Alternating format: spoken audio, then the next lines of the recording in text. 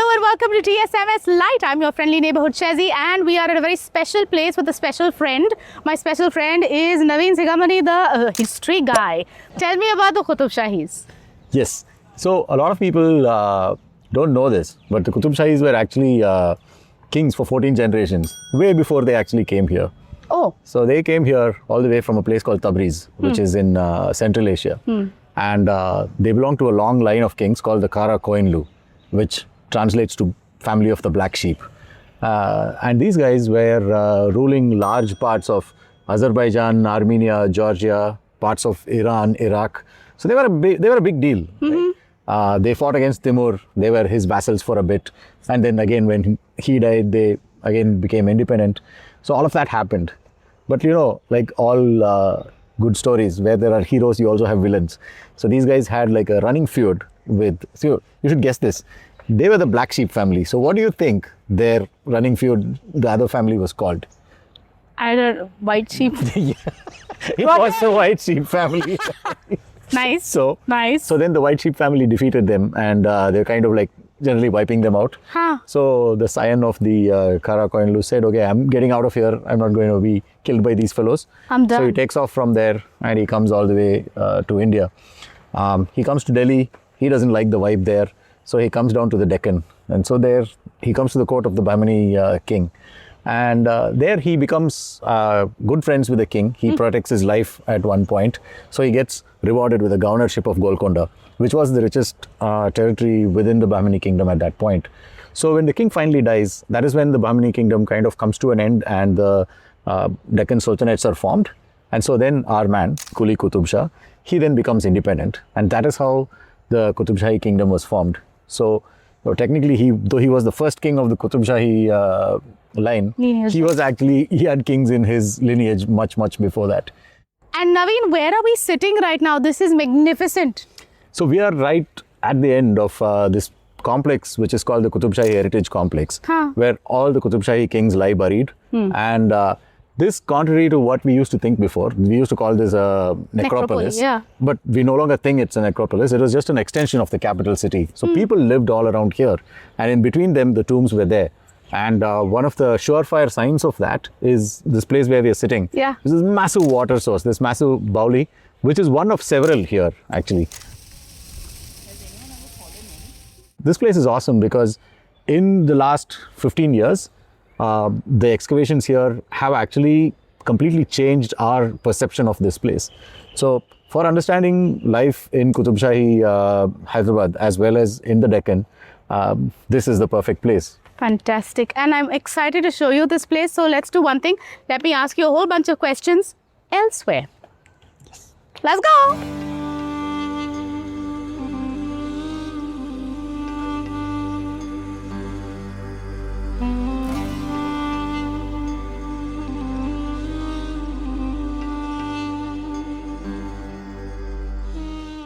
You know, we've been wandering around. You've shown me Muhammad Quli Qutb Shah's tomb. You've shown me Sultan Quli Qutb Shah's tomb. You've shown me Subhan. You've shown me Ma Sahiba. If there was one tomb that could talk, who do you think would give you the most tea?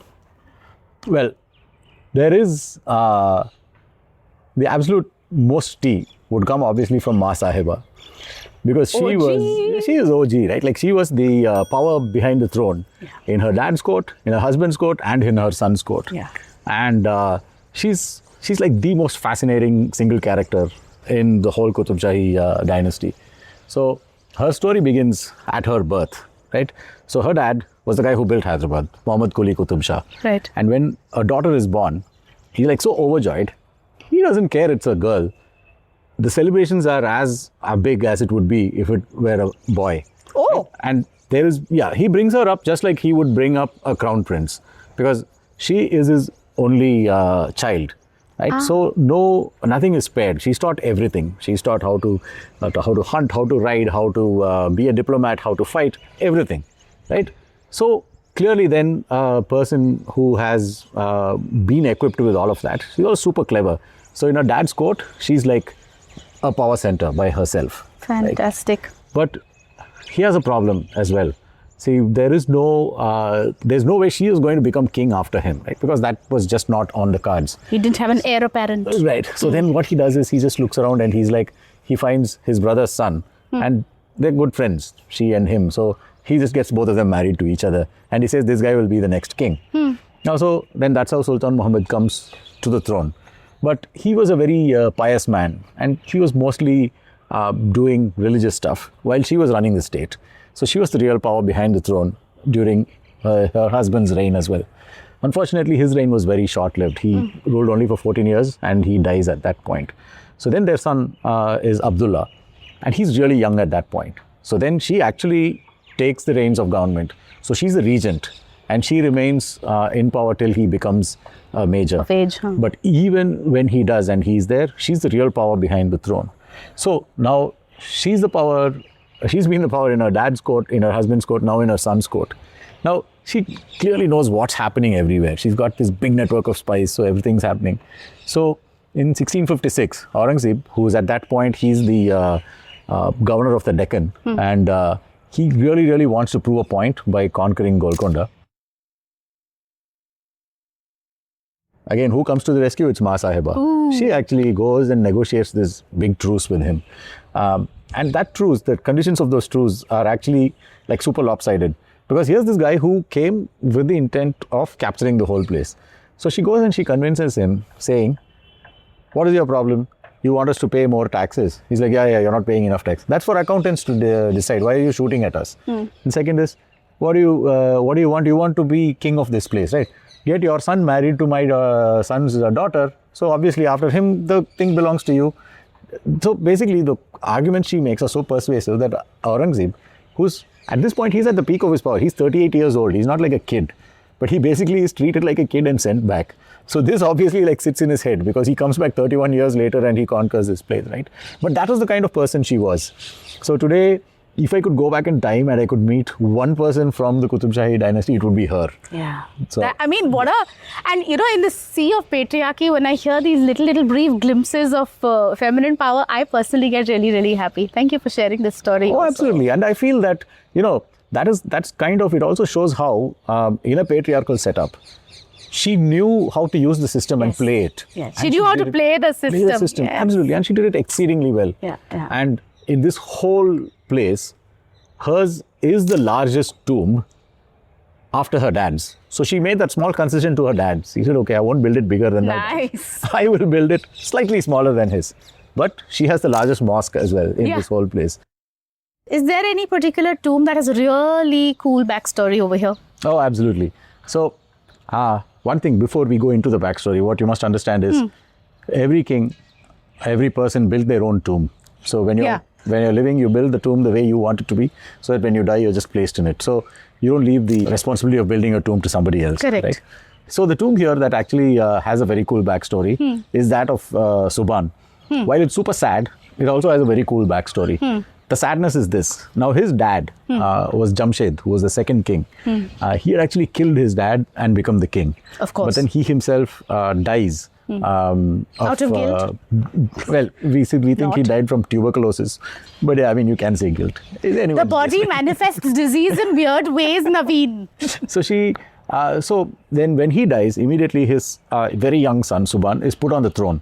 Because that was the How practice. young is very young? He's like 7 years old, right?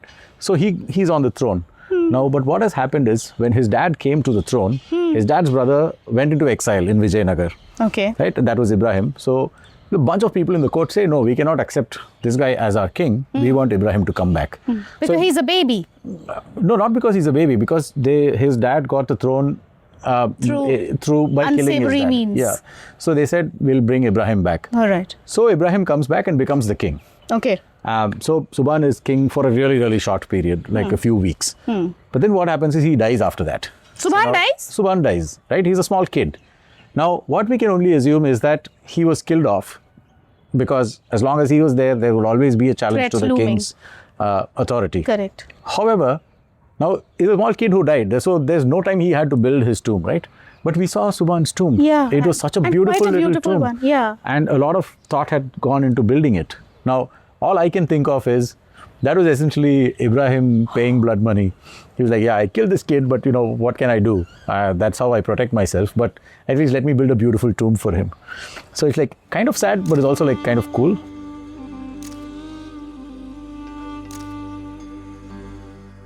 Who do we have here? So here we are with Neknam Khan. Now this guy was a very senior noble in the Qutb Shahi court, and he had a lot of feudatories who were his vassals. And he was reporting to the king, right? So that's how things worked in those days. You had a bunch of kings who were like your vassals and you were vassal to a king. So he was like very senior noble in the Qutb Shahi court. But the very cool thing is that one of the vassals who was actually reporting to him was the Raja of Chandragiri, whom we know in history as the guy who allowed the British to set up a factory in Madras. So the treaty that he signed to give them land there was ratified by Neknam Khan. So here's the man who is responsible for building the city of Madras where we know it. So that is a very close connect between Hyderabad and Madras. And this is not spoken about very usually, but there's a massive inscription right here which actually tells us of all the areas that he ruled. So it's like super interesting. And he's got inscriptions on the... Oh no, those are verses from the Quran. From the Quran? Yeah. So that's in all of these. But there's a nice painting of him in the British Museum. Like a very cool looking dude. And he's got his own little enclosure next to her. Yeah, right on a royal platform. He's got his own small compound with beautiful minarets on all four sides and a ornate entryway. So clearly he was like super important. He really wielded power, didn't he? Yeah, he wielded a lot of power. And yeah. So thank you, Neknam Khan, for Chennai. Otherwise, we wouldn't have Saravana Bhavan now. So wow, priorities.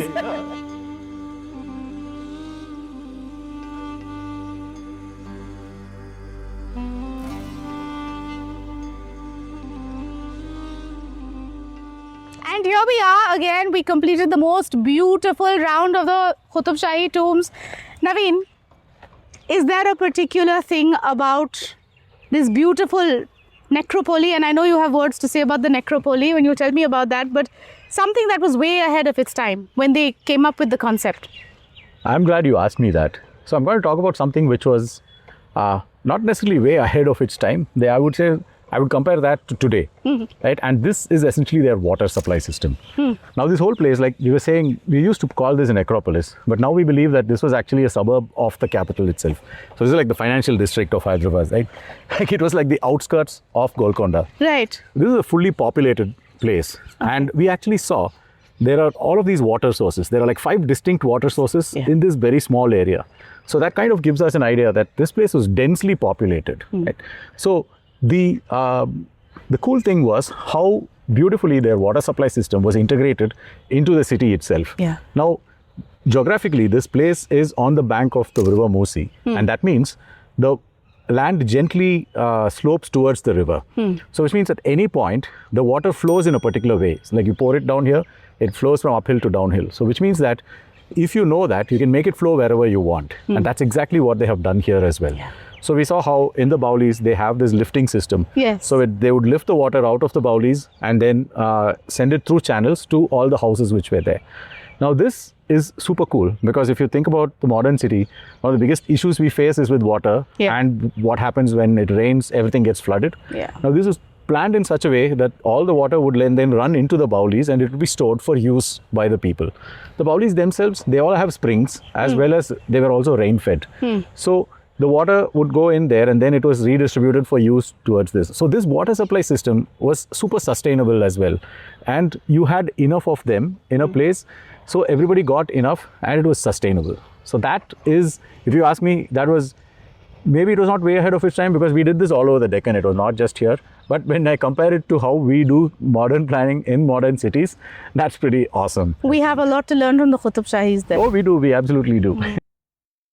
I saw some really beautiful, beautiful things out there, but you're the history guy.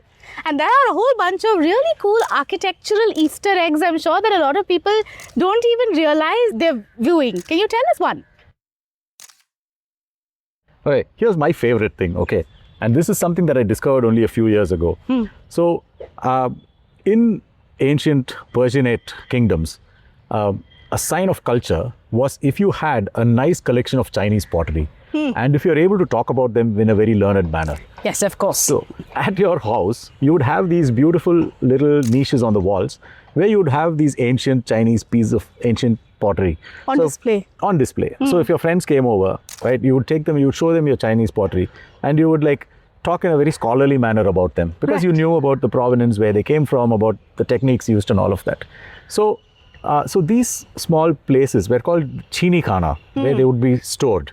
So we actually have a huge number of these everywhere in the Deccan as well.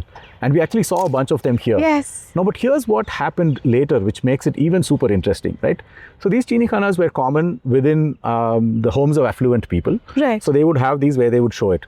But then later, the chini khanas themselves, the niches became an architectural motif. So they would be presented on the outside of buildings as well. So there would be only the niches or the shape of the niche would be made. So this we actually see even here, right? And we walk past it because we use this in our everyday architecture as well, right? Like you go to a modern house as well. These are common motifs that we see everywhere. So that architectural motif, when we walk past here, actually points to a very deep Deccani cultural thing, which we have no idea about, the chini khana itself. But there is yet another deeper cut. This chini khana thing is something that we all participate in, because think about all our houses. We put our best china on display, on nice showcases. We're merely continuing this Persianate tradition of showing off our best china. Navin, I know you worked in Google for a time. Yes. And then you decided that I want to set up Hyderabad Walking Company. How that happened? Tell to us. So this is one of those things where you go to many different places, you experience cities with local folks who take you around and show you their city. And then you come back home and you're taking your friends around. Then you realize there's really nobody else who's actually doing that here. Because Hyderabad is truly like a treasure house of stories. We have stories about everything around us. And yet there weren't people who were doing this in an organized manner. Sure, there were like these qualified guides who would take you, who would like explain the architecture of a place and all of that, but nothing where you had a curated experience. And so that's what led me to start the Hyderabad Walking Company. It's an ever-evolving thing also. Oh, absolutely. So if you come on a walk with me today, and then you come on the same walk with me 6 months later, you're probably going to hear some different stories because we keep learning this. And thankfully, Hyderabad has a huge archive of written history. So we're constantly making new correlations between what is written and what we're seeing here. So pretty awesome to do that. And that's why the Hyderabad Walking Company also, it thrives because we get a lot of guests who keep coming back to us as well. Okay, that is it from us, Navin Sigamany, the history guy, of the Hyderabad Walking Company, and me. If you have enjoyed this episode, please definitely drop a comment. If you're feeling very inspired that, hey, I want to book a walk with them, we'll share the details, of course. In fact, Navin, I have a thought. If you've enjoyed this episode and you're like, no, even I want to come to the Qutb Shahi Tombs, how about we take them? That would be awesome, actually. Should we plan a walk? Hyderabad, would you like to come on a beautiful walk with Hyderabad Walking Company and TSMS Lite? Let us know in the comments and we'll see if we have a group of people, we'll make that happen. Absolutely. And that's it from us. We'll see you in the next one. Bye.